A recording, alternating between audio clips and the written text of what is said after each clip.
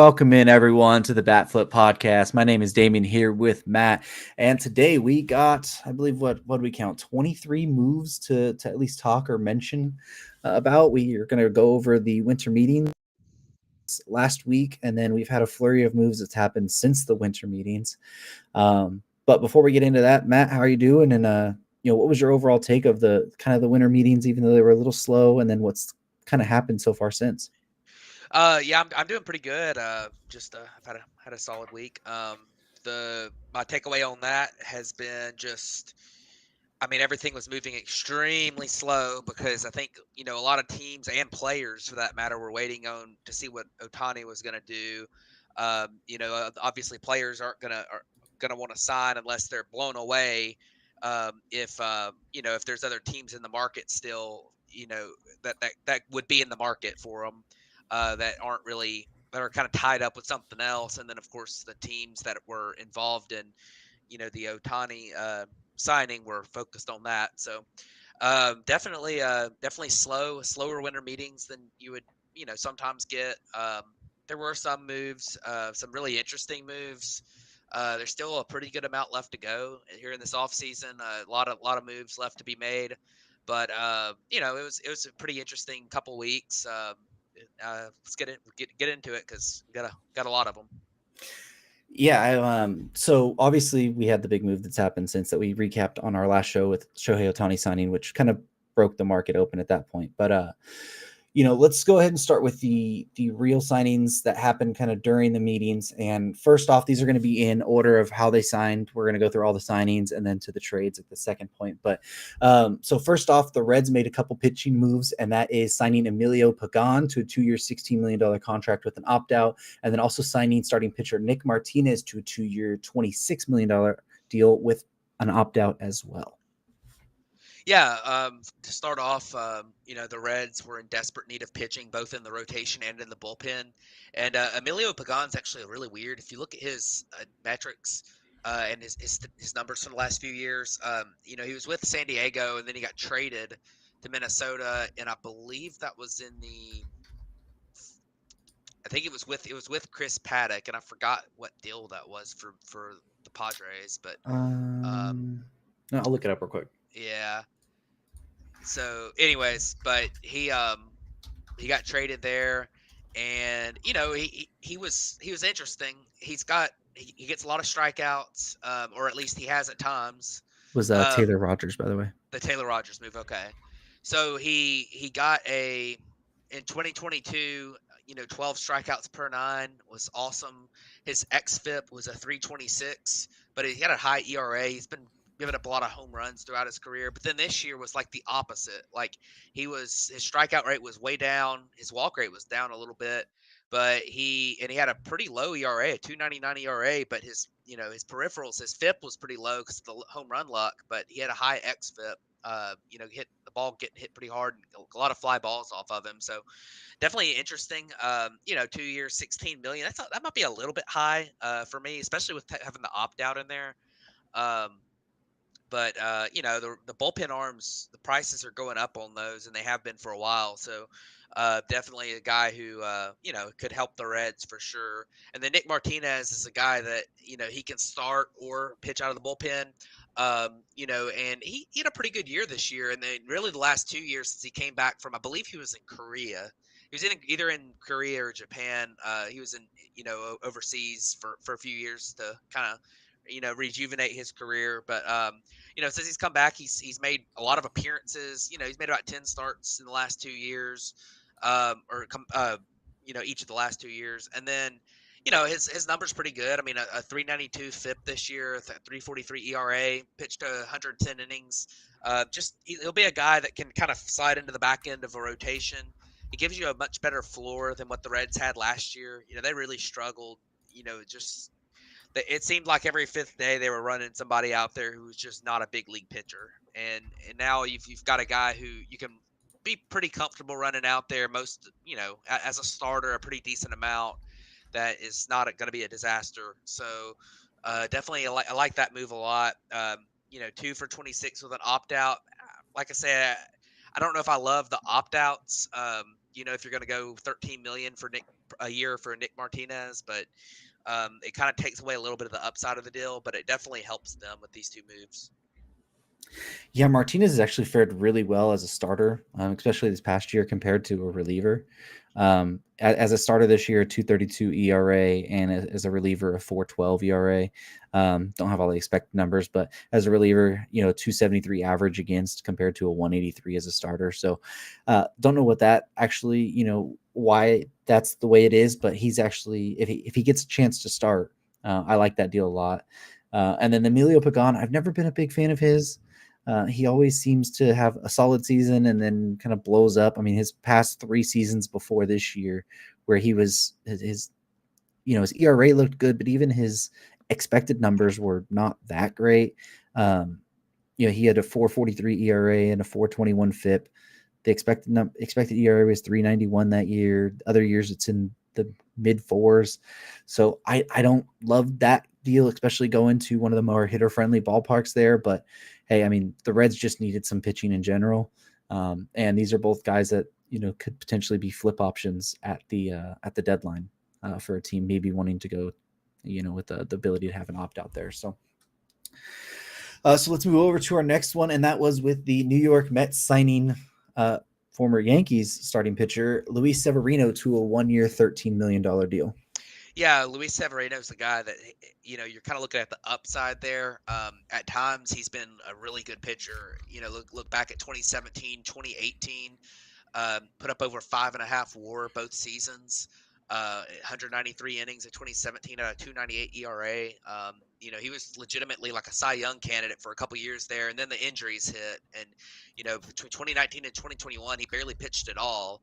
And the last 2 years have been a little bit better. He's pitched a decent amount of innings the last couple of years, but he's still, 102 innings, then 89 innings. He's still been bit by the injury bug a little bit. And, in 2022, he showed some encouraging signs. He wasn't quite back to that 2017, 2018 form, but he was pretty good. 3.18 ERA. His peripherals were a little bit higher than that, but the stuff seemed to be back. His velocity was back. And this past year, just everything seemed to go wrong for him. It was weird. It was bizarre how hard he was getting hit, that he had never been hit like that in his career. So, and I honestly don't think his stuff is that bad. It didn't seem like the stuff was terrible. I mean, there might have been some issues with it, but the velocity was still there. Like it was just weird to see him get hit so hard last year. Only pitched 89 innings. I think he got did he get DFA'd? I don't think he got DFA'd, but I don't think he did. He was basically like a non-factor, the second half of the season for the Yankees. So, the Mets keep him in New York, and they probably feel like that they definitely need pitching, and they feel like you might as well run this guy that's got a lot of upside out as your number 5 starter to start the season. And if it doesn't work out, then maybe you can, figure something else out. It's just one of those things where it definitely has some upside. I mean, 1 for 13. I guess that's kind of the going rate for starting pitchers right now that are just kind of fifth starters is, around 1 to 10, 1 a year, 10 to 15 million, which is, that seems high, but I guess with his upside, he probably did have some other suitors. So, we'll see what happens with him. It's one of these things that we could look back at the end of the year uh, and see like, oh my God, the Mets got a steal out of Luis Severino, or it's just going to be $13 million of dead money at some point. So, it'll be interesting to see what happens there. Yeah, I mean, you have to take a chance on Severino, especially if you're the Mets, who like their starting pitching depth is like non-existent right now. Projected per Fangraphs right now, Severino's their number 3 starter behind Kodai Senga and Jose Quintana. And then you have Tyler McGill and Joey Lucchesi in the starting rotation. And your kind of other depth guy you'd have was Drew Peterson, and he just had hip surgery in November, and we're not sure when he's going to be back this next season, if at all. So you kind of have to take something. They're not done in the rotation, so hopefully that they get some other guys in there, because you don't want to go into the season hoping that Severino, especially battling the injuries that he has previously and then how bad he was last year. You don't want him being your number 3 starter. So, but this is kind of going rate, and the upside is there. So it's not terrible if it ends up working out. And there's no such thing as a bad 1 year deal Yeah. at the end.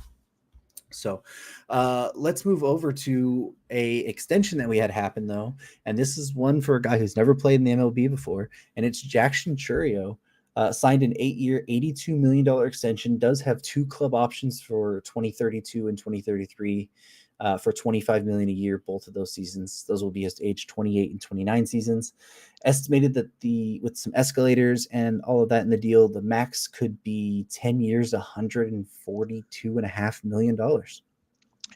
Yeah, this is a really cool deal, and this is the type of thing that some of these smaller market teams have to do to keep their players around, because this is very risky. Because there's a chance that Jackson Churio doesn't, just it ends up not being the guy he's advertised as a prospect. I mean, he's young. There's always variance with prospects, even guys that you feel like are the best prospect in baseball. You occasionally see them not do well. So it is a risky signing, but if you're going to ever keep one of these types of players around for 8, 9, 10 years, you have to do things like this if you're the Brewers. So it's a guy that I think that they believe in, and he also is taking on. He's probably leaving money off on the table if he performs as people kind of think he will. But at the same time, he's going ahead and locking up the generational wealth of $80 million minimum.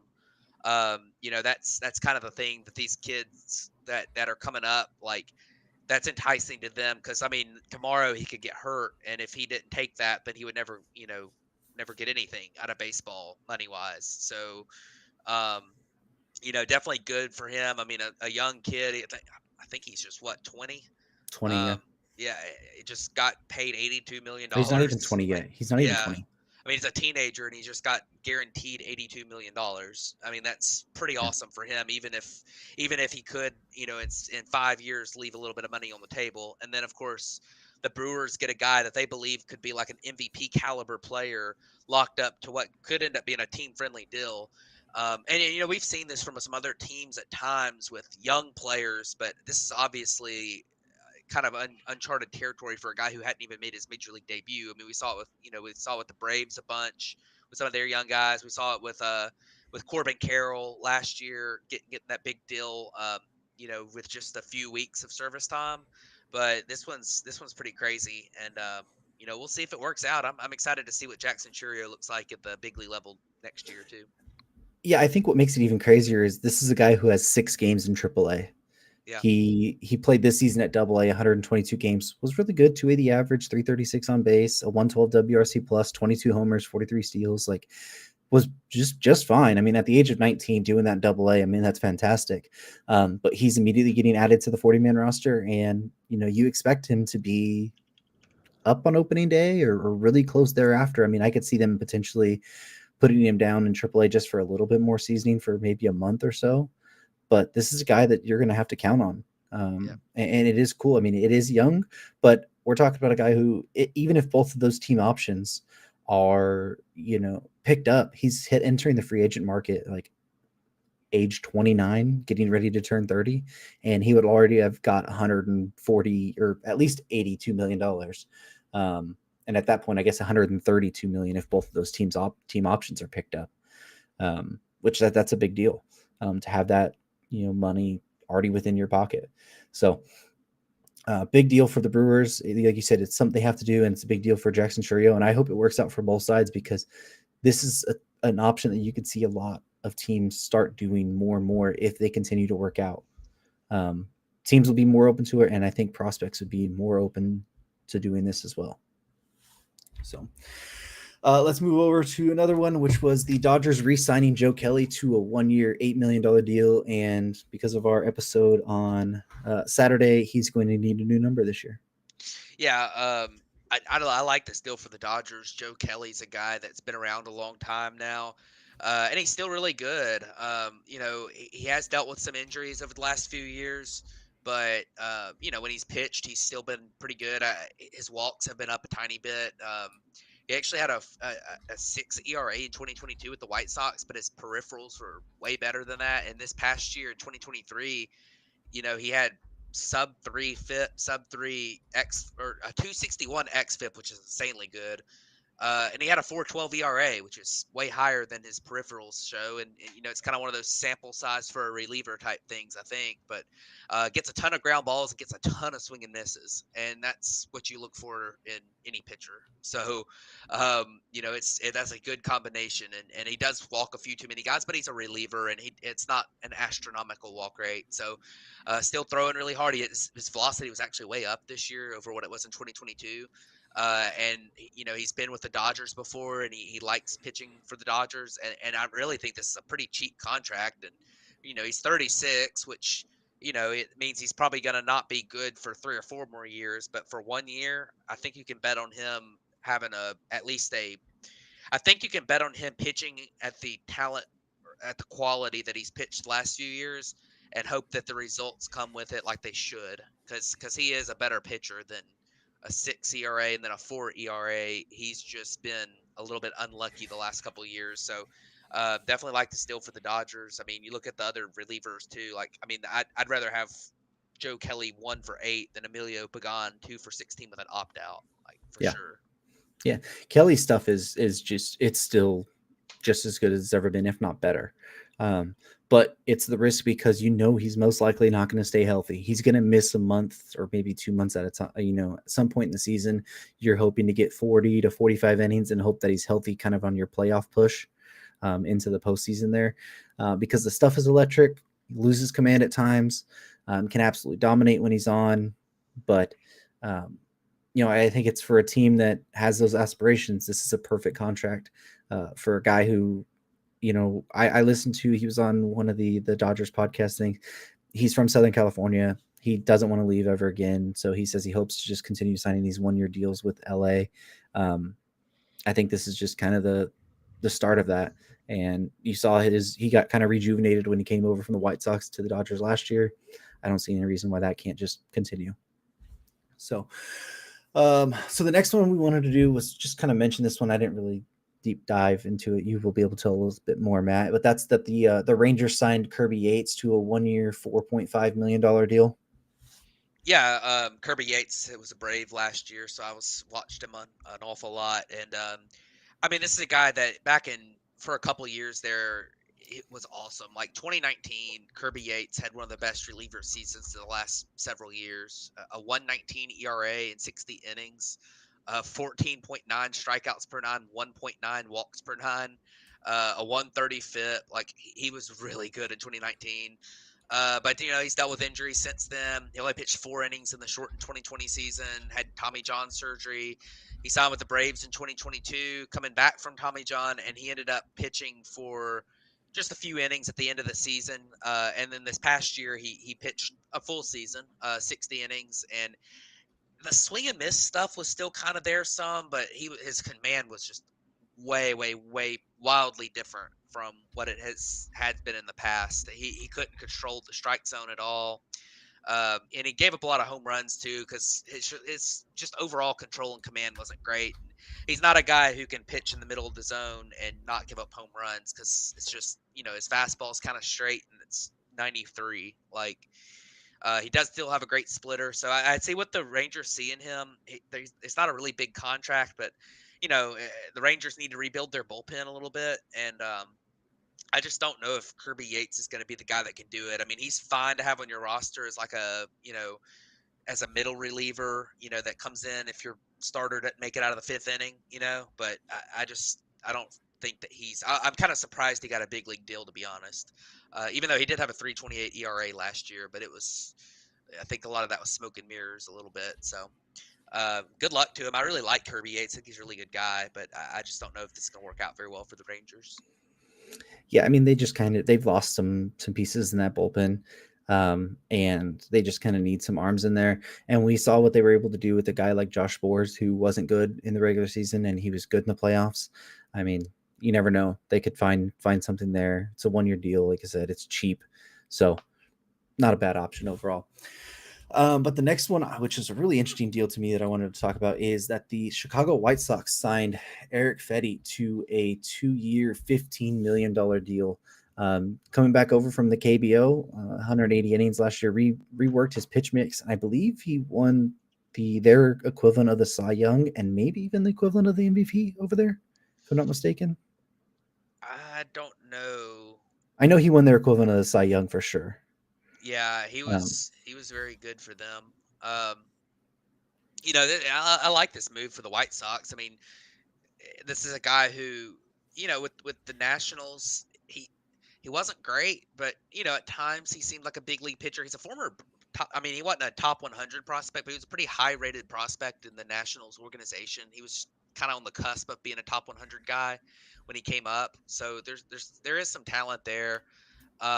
You know, he just struggled at times in the big leagues for Washington, and you know went over to Korea and just dominated last year in the KBO. So, I mean, I think it's a good signing for the White Sox. It's a kind of a buy low. It's the type of thing that a rebuilding team needs to do, is to get a guy who has some upside on a fairly cheap contract. They're only paying him $7.5 million a year for a starting pitcher. We just saw what Luis Severino got, was 13 million for 1 year.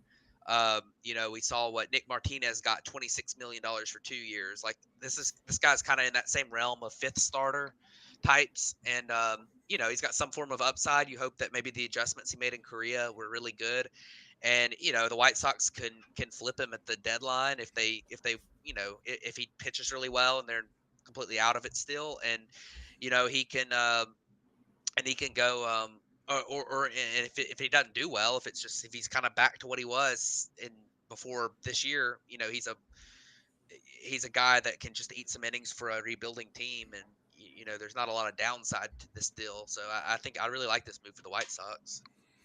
yeah, I mean, like you said, it's cheap. I mean, we last offseason they signed Mike Clevenger to a 12-year or $12 million deal. You know, Matthew Boyd got a $10 million deal and didn't hardly pitch this year. Like Fitty for $7.5 million is it's not a bad thing, and there might be some legitimate upside because, like I said, he went over there and reworked his entire arsenal. Like he went into the sweeper mold that people are starting to do now, and it actually looks really good. He just tweaked his grip on his fastball, and it has a little bit more spin to it now.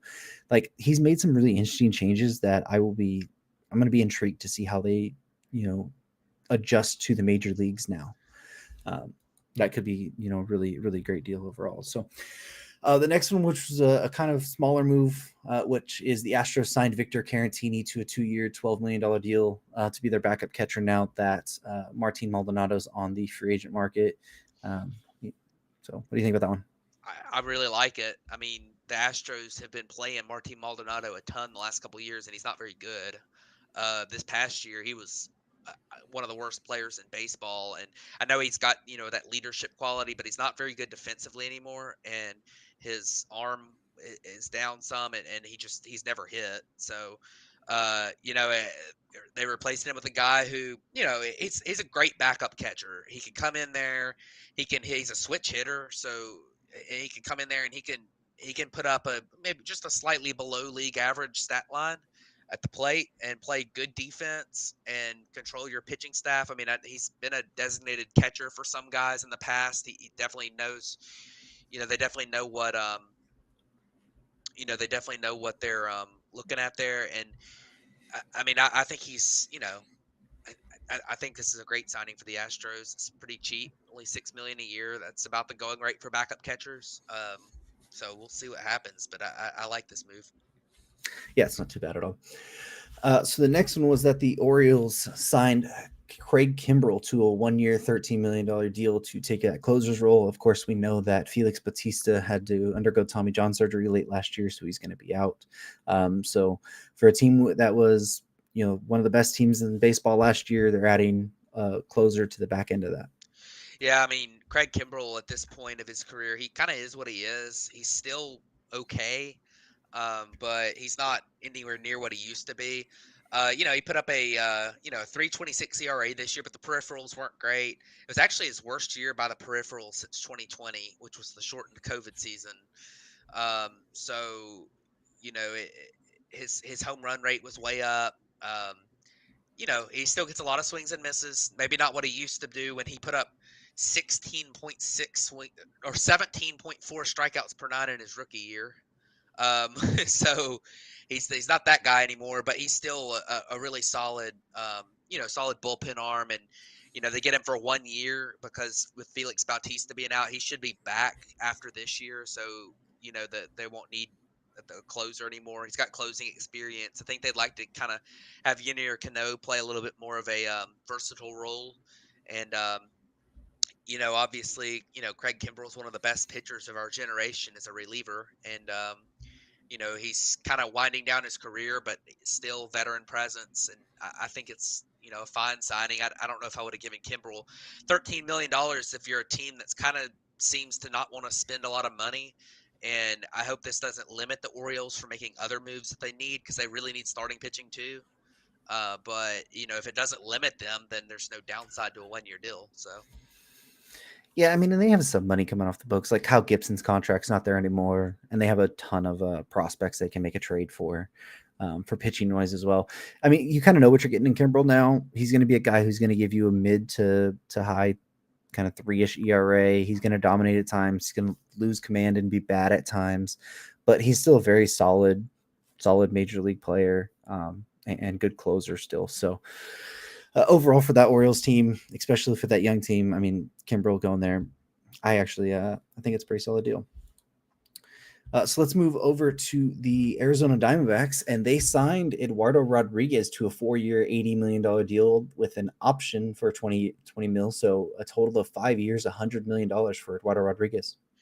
Yeah, Eduardo Rodriguez is a guy that, he was a really solid kind of mid-rotation signing.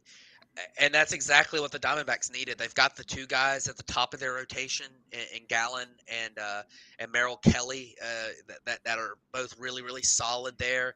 But behind that, I mean, Brandon Pfaadt showed out in the playoffs, but before that, he was kind of up and down. He's young. You don't know if you're going to be able to rely on him. You feel hopeful that he's, he kind of turned a corner late in the season and then in the playoffs that he can be a key piece for you. But Eduardo Rodriguez raises that floor because behind Brandon Pfaadt, I mean, you had I think Joe Mantiply was starting playoff games for them. So it's just definitely a good move. Eduardo Rodriguez, he's been a really solid pitcher for a while now. In 2023, he put up a 3.30 ERA in 152 innings, a 3.66 FIP. He did deal with a tiny bit of injuries, but it wasn't terrible. He still put up 152 innings. Before that, with Boston, he was really solid. Had a couple of really nice years there. His peripherals have always been pretty good. He's just kind of your perfect, he's going to have probably a high threes ERA. He's going to pitch you a decent amount of innings. You'd hope to get 160 innings out of him. And I think he's a pretty solid guy. So, 4 years, $80 million. That's not a bad deal, especially since you got a club option attached to that. I think teams might have probably balked at the 4th year. Other teams might have, but still, I think that's fine for the Diamondbacks. And, they kind of shore up their rotation a little bit, make sure they have some depth there after just really having just the two guys this year. Yeah, and for all the stuff that was made at the deadline about Eduardo Rodriguez, vetoing the deal to come to the Dodgers and not wanting to pitch on the West Coast, he lands with a team that's more towards the West Coast, and will be playing a lot of their games there. So obviously the geography didn't matter, and I think if you could have picked a starting pitcher to kind of fit what the Arizona needed, it's basically Eduardo Rodriguez. I mean, I think this is a perfect fit there. He slots in, like you mentioned, right behind Merrill Kelly, right in front of Brandon Pfaadt, and maybe even, I mean, depending on how Pfaadt does, those two might even flip, just depending on how it goes. But he's going to be a solid presence there. He's going to give you good innings.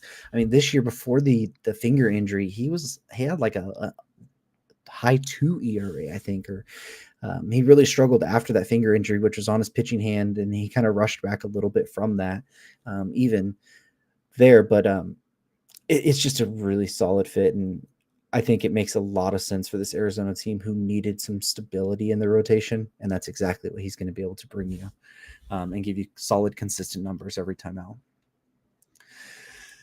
So let's jump over to the Cincinnati Reds, and they signed third baseman Jeimer Candelario to a 3-year, $45 million deal. There is an option there. I don't know what the value is on it, but Candelario is going to come in. I think they even said they're going to try to play him at second base potentially, but probably more of his time is going to be at first base. But Cincinnati already has a crowded kind of infield. But what do you think about them signing Candelario? Yeah, this was really interesting. I'm surprised. First off, I do want to say the Reds definitely spending some money. Yeah. I think that that's good for them. They they've got this young core, and they are trying to supplement it a little bit through the free agent market, which is nice to see.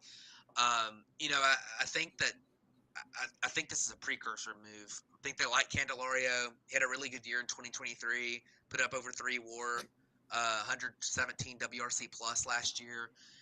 I think this is a precursor to another move. They have so much depth on their infield already, and I think that they're going to end up moving another player at some point to try to get more of a bona fide starting pitcher.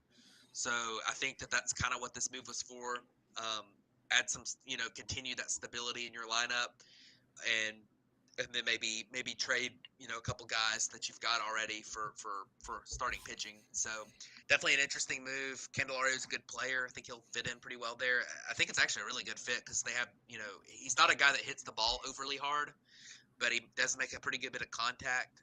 And I think that maybe he could hit some home runs there in the Great American Ballpark with that short porch in right field. So, we'll see what happens with him. But it was I think it's a pretty solid deal, and we'll see if we'll see what else the Reds might do here because I do think that that probably means someone's getting traded. Yeah, I mean, it's been leaked that they're in trade rumors with or for Shane Bieber, Tyler Glass now, even a little bit into Dylan Cease. So it would not be, and also with them having Jonathan India, who's been a subject of trade rumors too. If Candelario is going to play some more second base there, that leaves India without a spot. So I definitely think that they're going to be a team that's going to be active on that trade market potentially with all the infield depth that they do have. And it is really, really interesting. But glad to see them actually spending some money here this offseason and trying to make some moves to upgrade that team.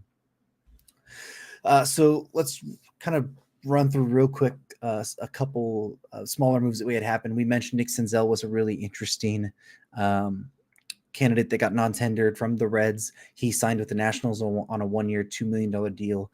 The Tigers brought back left-handed reliever Andrew Chafin on a one-year, $4.7 million deal with the team option there. And then we'll get into let's go those two first, and then we'll jump to the Royals moves. Yeah, well, Nick Senzel's a guy who's just been plagued by injuries his whole career. He was a top 10 overall prospect in baseball when he got called up by the Reds and just, struggled, had a lot of injuries. And, I think there's still something there maybe, but it just wasn't going to work with the Reds. And the Nationals, as a rebuilding team, they can bring him in. I mean, he's basically free. And, hope they can rebuild him. And if he figures it out a little bit, and they have had some success with a guy that's, like Lane Thomas is a guy they had so much success with. That kind of in a similar mold. He wasn't a top prospect, but maybe a similar-ish profile. But we'll see what happens. I think that's a good move for the Nationals, just because there's no downside to it, and you could end up getting a return if it hits.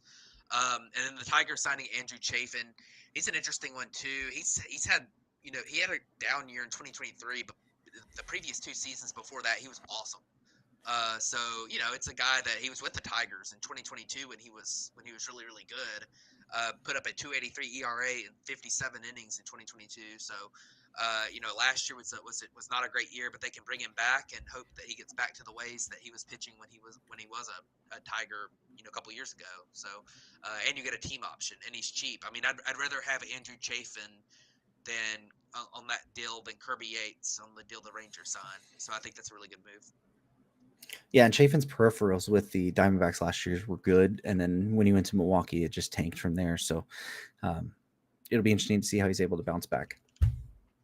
So let's go to the flurry of moves that the Royals made within the last couple days, and that was signing left-handed reliever Will Smith to a one-year, $5 million deal, which means they're going to win the World Series.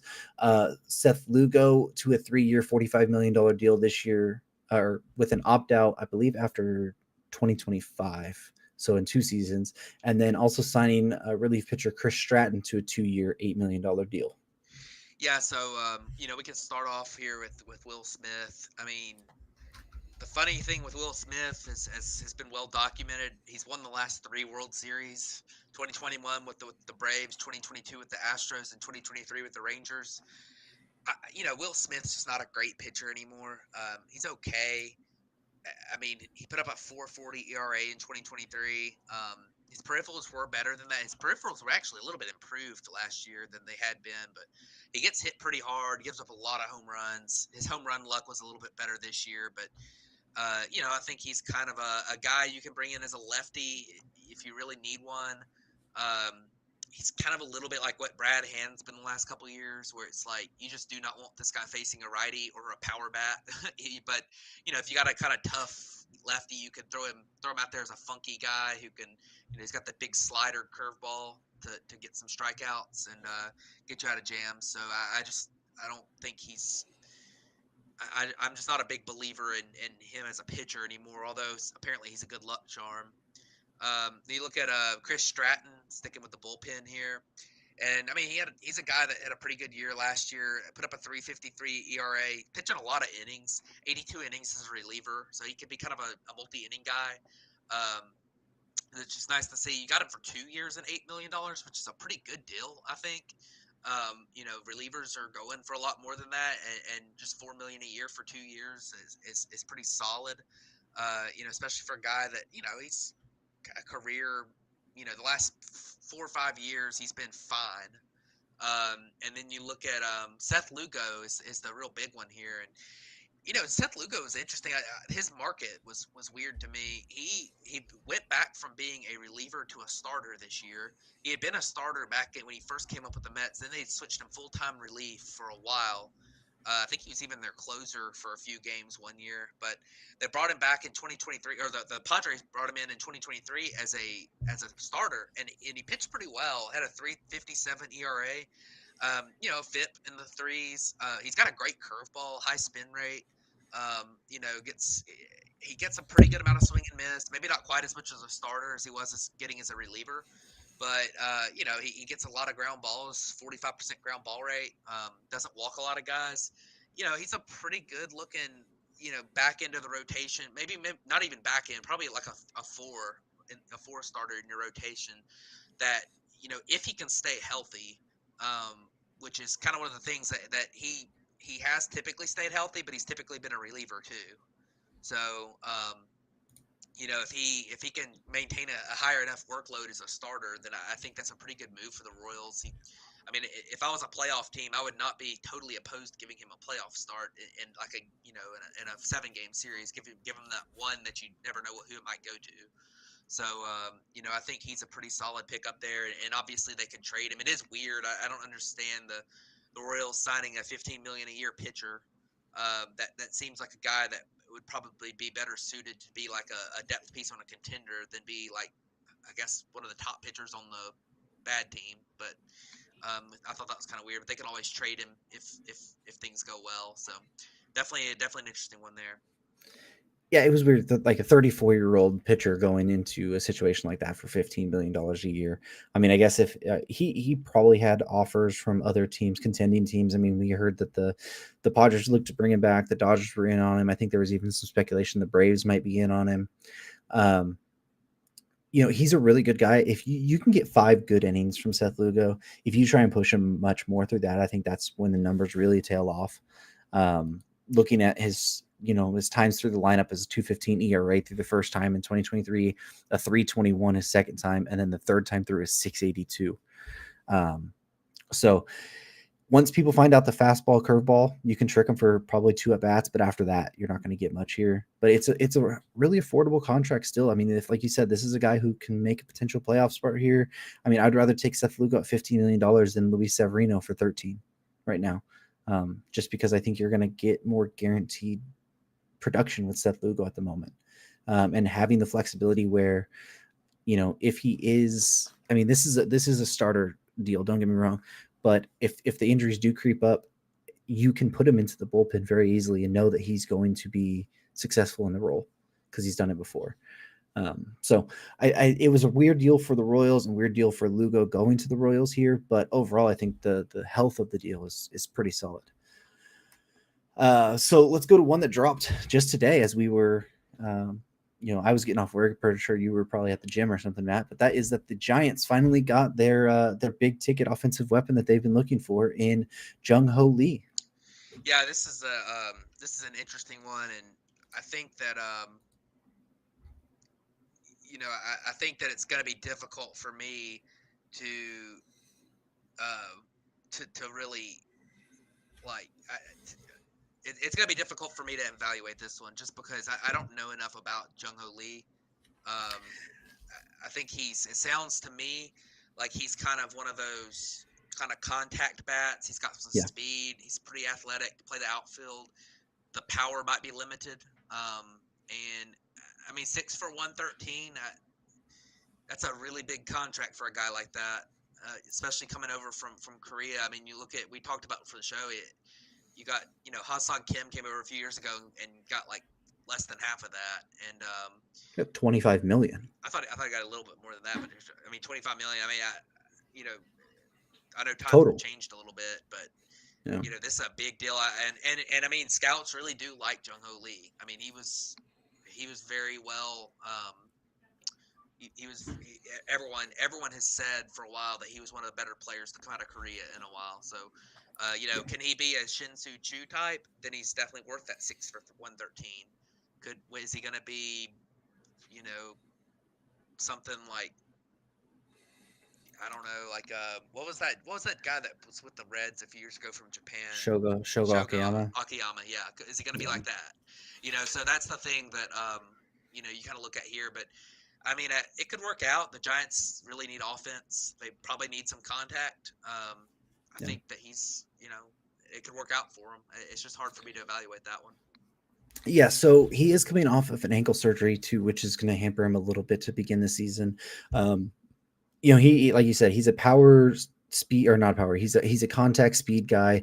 Plays really good defense. He's had some power in the past. I mean, in 2022, he had 23 homers there, and 15 before in 2020 that year. But other than that, he's 6'6", 7'6" in his career. Um, he might be able to develop a 10 to 15 kind of homer thing and once he gets to the major leagues and adjusts to the pitching and changes his swing there. But I saw some people projecting what type of player he would be like, just on X Day and stuff for some people you trust in the scouting type thing, and they said, his what he kind of profiles as is a Brendan Donovan type, which we've seen as a utility guy for the Cardinals, very solid player, but not sure he's worth $18+ million per year. Probably more in the like $10 million-ish range. But I will say him going to San Francisco, I think is a great fit because that's a big park. Power or not power. He's not going to hit for much power anyways, but he has a lot of contact speed. Like he can hit it all around that ballpark and play really solid defense there. So I'm going to be interesting to see. They were ready to commit big money. It came out today that they offered Shohei Ohtani the same contract as the Dodgers. They've been in on the pitching market too, so they've been looking for that guy. They obviously had Correa and Judge, last year and basically got turned down for both of those. One Aaron Judge turned down, and the doctor's basically saying Correa's, ankle's gonna implode. So I'm interested to see how it actually turns out for the Giants here. So another smaller move we had happened right before we got on was Pirates signed Ratty Tellez to a 1-year, $3.2 million deal. One thing that I found interesting about this, which we can just move on right after, is that Rowdy Tellez has played 6 years in the major leagues, and he's acquired a exactly 0.0 WAR. Wow. So, you sitting at home has as much WAR as Rowdy Tellez has in 6 years in the major leagues. So let's move over to the trades now. I mean, I know we've already been going for 45 minutes, so we'll kind of speed through these as much as possible. But the Braves made a trade with the Mariners, which was really interesting, acquiring Jared Kelenic, Marco Gonzalez, and Evan White. Marco Gonzalez, Evan White, both have already been flipped to the Mariners, going Jackson Kowar, which was their return for Kyle Wright from the Royals, and right-handed pitcher Cole Phillips. Yeah, so this move was basically the Braves buying uh, Jared Kelenic. He's he's still an interesting player. He's put up insane numbers in the minor leagues. He had a really, really rough start in 2021. 2022 was really, really, really rough. And last year he was better. He wasn't elite. He wasn't one of the better players in baseball, but he was better than he had been. In 105 games, he hit 253 with a 327 on base, a 419 slugging, a 108 WRC plus. So he made some improvements. He put up 1.3 WAR, and he's a guy that he was such a high rated prospect. He was the number 3 prospect in baseball when he got called up. That I think there's definitely some kind of talent there that may be untapped. I think the Braves see that. He's got a lot of control. He's got like 5 years of control left. So he's very cheap, and there's a lot of upside to him. And the downside to him is just if he's just a platoon bat that hits for some power but strikes out a lot, hits the ball really hard.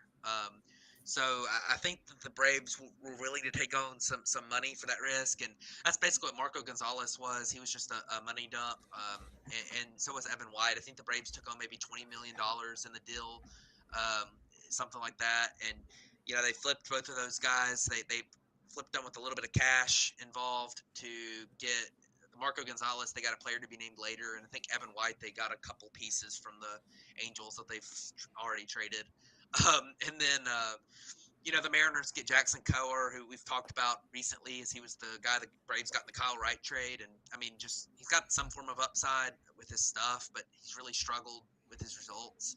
And Cole Phillips is kind of interesting. He's a guy that was I think he was a 3rd round draft pick for the Braves like last year. He hasn't pitched yet because he had Tommy John surgery, but a lot of people really liked his stuff, thinking he was really raw, but had great stuff before the surgery. So that's a guy that may be a good lottery ticket for the Mariners to get.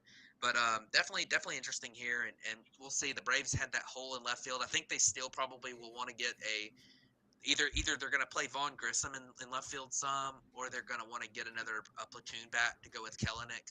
Kellenic's really not going to hit left-handed pitching, but um, I definitely think that was a pretty solid trade. Really, honestly, it was a great trade for the Braves, I think, and I mean, the Mariners, I think it's kind of wait and see, because all that money they cleared, are they going to be able to turn that into something else? It's kind of what we're waiting to see with this. So um, that's kind of where the Mariners is to be determined for them. Yeah, this screams that Jared Kellenek's going to have a breakout here and Yeah. fulfill his prospect status. I mean, that's what it does. And Seattle's been really good at developing pitching, and Jackson Kowar, I mean, not that they need more, but he's a guy that they might be able to develop and see something there. So let's jump over to the first Yankees trade, and that is that the Yankees acquired Alex Verdugo from the Boston Red Sox, which was a rare rivalry trade there, for Richard Fitz, Greg Weisser, and Nicholas Judas. Really just 3 kind of prospects. This was really the Red Sox wanting to get out from under the last year of Alex Verdugo.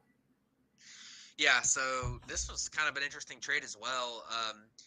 You've got, for the Yankees, they really needed multiple outfielders, and of course we'll talk about the bigger one that they got later. But Alex Verdugo is a pretty good player. He's kind of one of those just solid everyday regulars in the big leagues. Like he's not gonna wow you with anything. He's gonna be about a league average hitter and about a league average defender. He's just kind of a fine player. Uh, his own base percentage for his career is about a 340. He does get on base. He doesn't hit for a lot of power. Um, he's kind of an all-around. He's kind of average at everything, which makes him a fairly valuable player, but not something that's like crazy good. And then you look at the return for the Red Sox. Richard Fitz is kind of interesting. He has had a couple of really solid years in the minor leagues. Actually, I know a lot about him. He's an Auburn guy that the Yankees drafted, and this past year in Double A, he actually put up a 3.48 ERA, had over 9.5 strikeouts per 9. Um, he's got pretty good stuff. Not a terrible. He was the number 17 prospect for the Yankees. I really think that's a pretty good get for a 1 year of Alex Verdugo. And then you had Greg Weissert involved. I don't know too much about him, and then of course Nicholas Judas. I don't know too much about him either, but I think Weissert's actually been at the big league level, but it's just been hadn't really done much there, and Nicholas Judas. I think I don't know anything about him at all. So Yeah, I don't know much on him either. I thought the Verdugo fit I thought it was fine at first, and then after the next trade we'll talk about, I think it's kind of weird. because of the way that it sets up the outfield. But let's go ahead and just jump to that one right now. And it's the big one. It's the Yankees acquiring Juan Soto and Trent Grisham from the San Diego Padres for a package of Michael King, Drew Thorpe, Johnny Brito, Randy Vasquez, and Kyle Higashioka.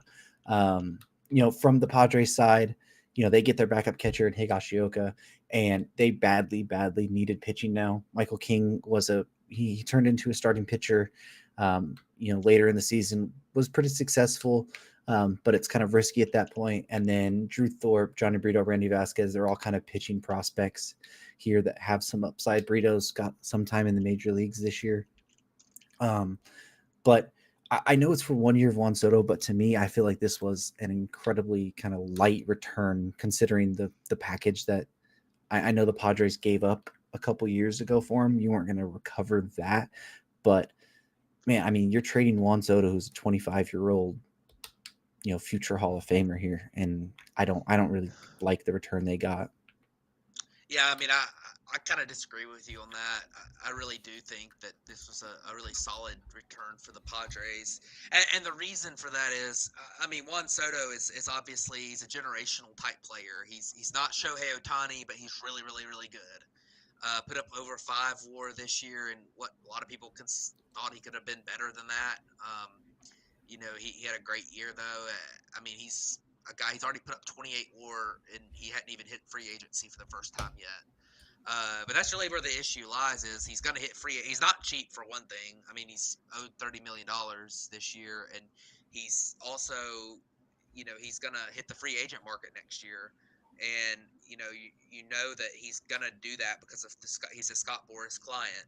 So the Yankees. There's no guarantee that he's going to stick with a team. Now, when it comes to the Yankees, they might be able to re-sign him just because they're able to re-sign players because they got so much money. But it's definitely interesting. But I mean, he'll fit right into the Yankees lineup. He's exactly what they need. They needed a really good power bat from the left side.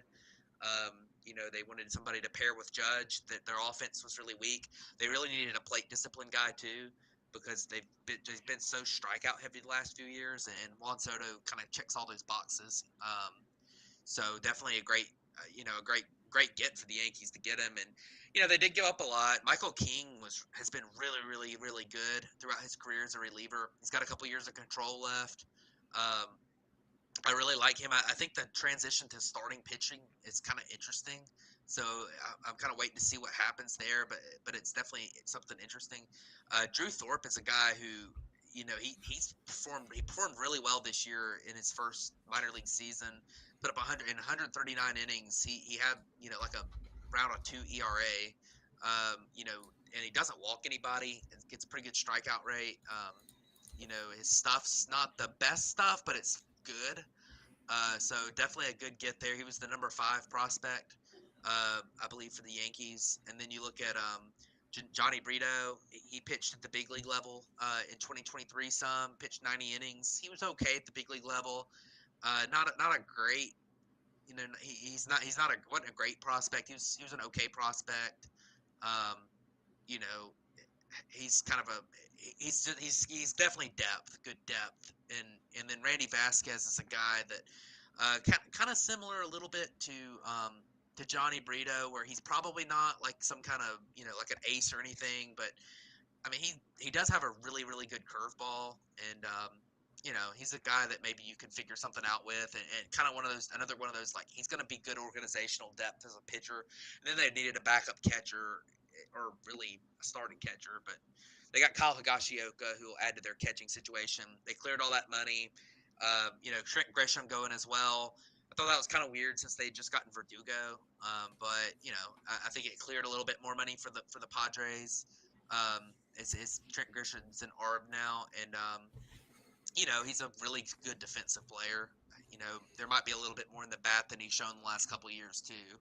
So definitely a good trade. I think the Yankees, I think the Padres probably get out a little bit ahead on value, but when it comes to this year, I mean, Juan Soto is, it's hard to pass that up. So Yeah, I didn't get the especially getting Grisham in this deal. I didn't get them completing the Verdugo trade like right before the Soto trade. I think it was like the day before. It was really everyone thought the Soto trade was going to go down the same night.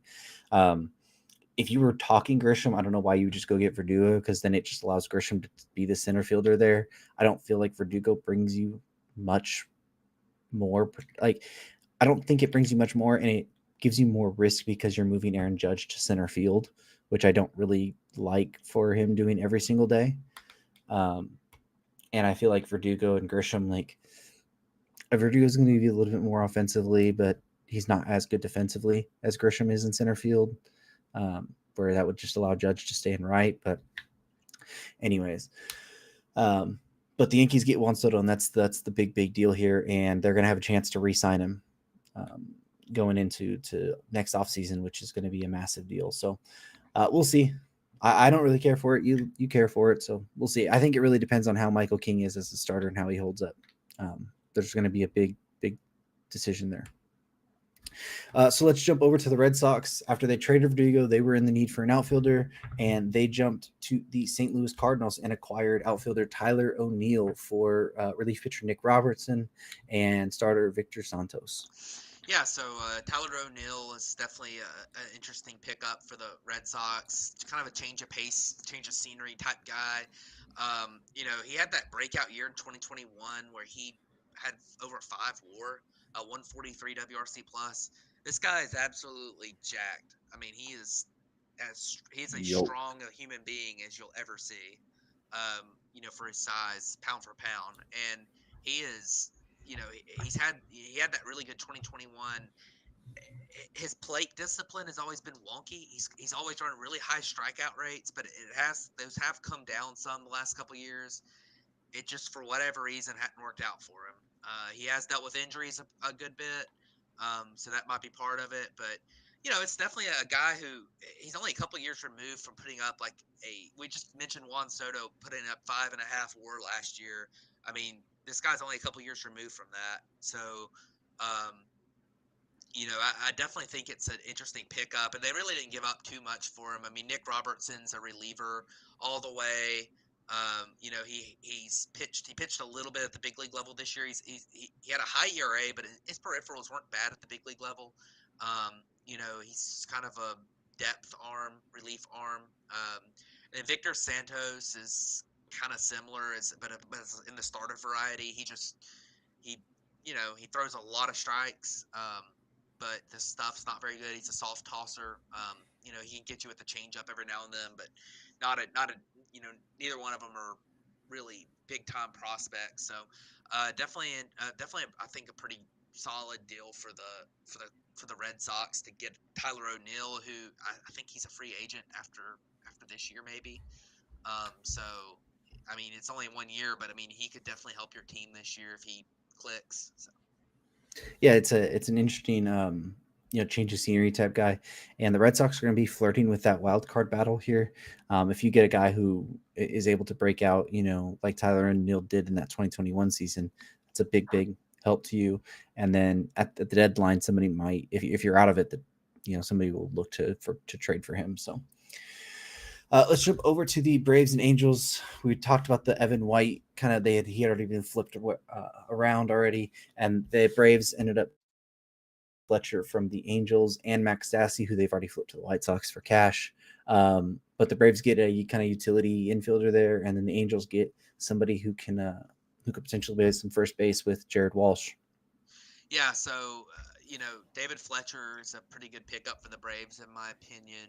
Just in the way that they really needed a utility infielder after they got rid of Nicky Lopez in the trade for Aaron Bummer.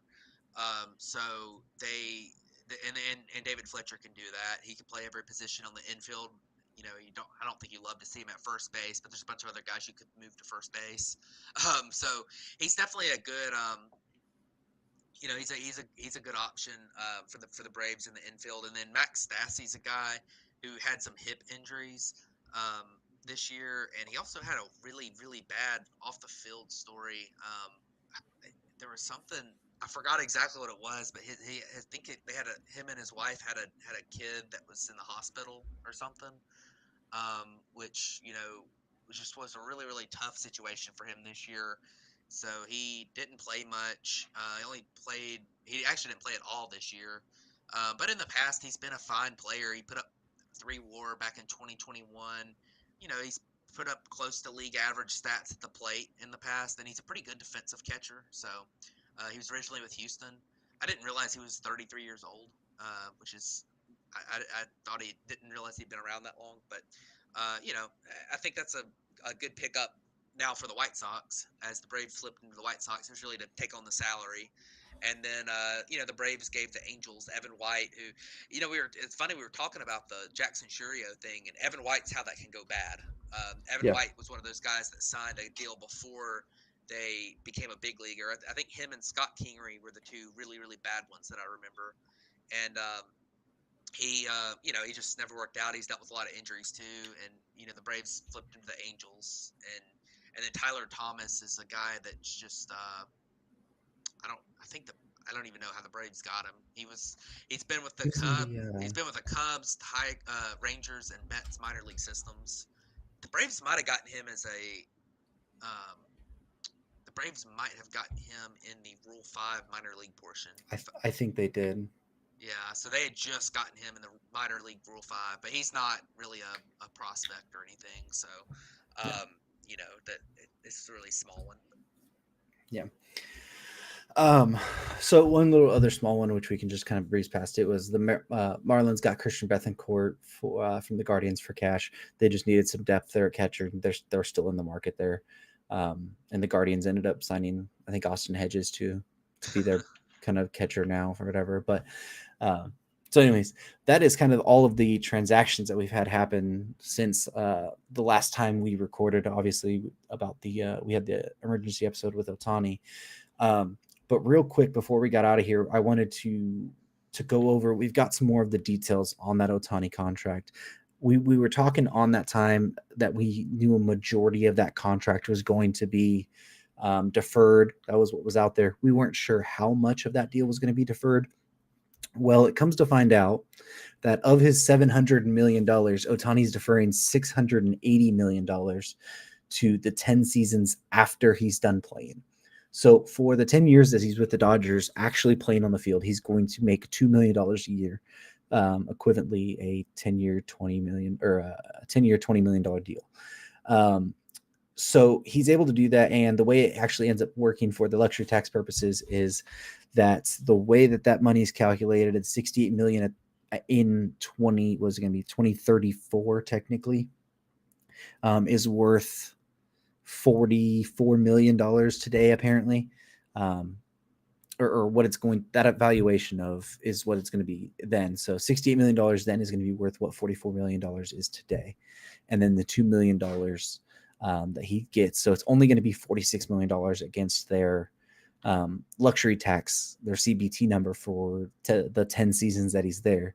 And also a little interesting note that Tom Verducci wrote last night is that Otani actually put a clause in the contract that basically states that the Dodgers have to use that money that they saved on him to on their CBT number to help upgrade the team. And then whenever that $68 million is, he can be living somewhere else and not get state taxed from it or whatever. So anyways, what do you think of the whole thing? There's been a big controversy around it, but I mean, I don't blame him for doing it. He feels comfortable. He's got all these endorsements. Not getting more than $2 million from the team right now is not a big deal to him because he's getting paid so much by like New Balance and stuff. Yeah. So I he think makes like $40 million I was gonna say I off the think field. someone said he's making $50 million anyways per year from that. So that's definitely one thing that he's got that flexibility. So and I mean, it was smart of him and the Dodgers to do it that way. I think that this might be something where the MLB might look at that rule about how they calculate the CBT payroll in the future. Obviously they won't do anything about this specific contract, but it does seem like if you're going to have a CBT, it's kind of unfair to have that as a rule and to not count all the money that's getting paid to somebody. I mean, but at the same time, like I say, I think that obviously it was a smart way of looking at it and a good loophole to use. And I mean, it helps the Dodgers for sure. I mean, they, that all that money that they were going to be paying over the CBT was, I mean, the Dodgers have so much money, it's probably wasn't going to be crippling, but it was going to be difficult to sign a lot of really good players to, around him. And now it's kind of one of those things where they're definitely getting, it's definitely going to be good for them. So definitely interesting. I'll be interested to see if there's any kind of fallout from this in the future. See if they change anything. Well, here's so two things. The Dodgers wouldn't have to worry about money. Their TV contract's like $340 million a season anyway. So that the TV contract itself pays for what the roster is going to be that year. But as far as like the CBT and that is concerned, you're not going to see this type of deal hardly ever again. Like Otani's such a rare person because he makes so much money off the field and endorsements, where he's still going to be getting paid over $50 million this year. You're not like Juan Soto next year isn't deferring all of this money to after that, like because he's not going to take just $2 million a year because he's only going to be making I think like $7 million at that point. I mean, if you include that he gets $5 million in endorsements, the way that this deferral thing is with Otani, it's such a special case. And it has to be collectively bargained. And I don't think it's a big enough chip for the owners to use it to try and hold it out for something that they want. You know what I mean? Like, or the players, like, I don't know that this is going to be a big enough chip within it to be worth bargaining on anything on either side of it. Like, I don't know why it would be a downside for the owners. You don't pay the guy right now. Like, what does that care? The players, like, if anything, you think the players would be against it because, hey, that means we're not getting our money right now. But the way they look at it is that's more money that players can actually get with throughout the league right now than they can later. Like, we don't care about the later money. We want the now money. So it's going to be weird on that aspect. I don't think it's actually as big of a deal as everyone's making it up to be. I think it just was a perfect scenario that happened, and it also happened to be with the Dodgers, even though this same contract was apparently offered by the Giants, confirmed by their president of baseball operations today, Farhan Zaidi. We heard the Blue Jays offer was right in the same ballpark with the same amount of deferrals as what it was in the Dodgers deal. I think it was a perfect scenario of Otani being the perfect free agent for it with his off the field stuff, and also because it ended up being with the Dodgers. Yeah, I mean, I don't disagree at all. I think that I think that it was definitely. I don't think that's a situation that's going to be real common, but Yeah. but at the same time, I think that And I think there is something to be said about that luxury tax, and the players might not go for that because they hate the well, luxury tax. So they want as little money counted toward that as possible. here's But the thing too with the number he's getting paid, it's still the highest AAV oh contract in yeah, no luxury tax doubt, like history. 46 million Like, a year. I mean, it's three or yeah, four. I think it's $3 or $4 million more than Scherzer, right? yeah, Scherzer's was 43 million on a 3-year deal. It's $6 million more than Aaron Judge's, which was a 9-year deal. Yeah, So like, it's not like yes, it's a bargain in that point, but it's still the biggest AAV hit in league history. It's just not the $70 million that everyone thought because of the prorated money. It makes the deal basically a 10-year, $460 million deal, which had you said that was the original money that Otani signed for, I don't think anyone blinks an eye because that's about yeah, what everyone expected he was going to get, $400 to $500 million, kind of yeah. when the offseason started. Yeah, I mean, So, I was thinking. I think a lot of people were thinking maybe you might end up in that 550 range. So maybe 10 million more counted on the luxury tax. But it's definitely interesting. I'm intrigued to see if anything comes out of it. But I mean, good. yeah. Obviously, if that's the rule right now, good for him and good for the Dodgers. I mean, they figured Yeah. it out, made a good deal. Yeah, it was interesting reading that article because Otani literally said, "Hey, what if I just defer all the money?" And his Yeah, agent's like, I never heard of that." And then they found out that he at least has to accept 700 and I think 40,000. He has to accept the league minimum money at least, and they settled on $2 million, which was funny. But anyways, we wanted to bring the actual contract to you because we said on Saturday we weren't entirely sure, and then once figuring it out, there's been an uproar around the league and stuff. So wanted to at least bring that and hit on the contract totals there. So um, it's going to be interesting here moving forward. We starting to see some markets pick up. The Yoshinobu Yamamoto market has been on fire lately. He's been meeting with teams all week in Los Angeles. I know he's got a meeting or two scheduled here in the next day or so, apparently, to what has been out there. It wouldn't be surprising to see him pick a team pretty soon either. And then, well, we got the lead one today. Imanaga's there, but we haven't heard much about him. The trade market seems to be really kind of where it's at too. Shane Bieber's been mentioned a lot, Tyler Glass now. So a lot of moves that can still potentially happen.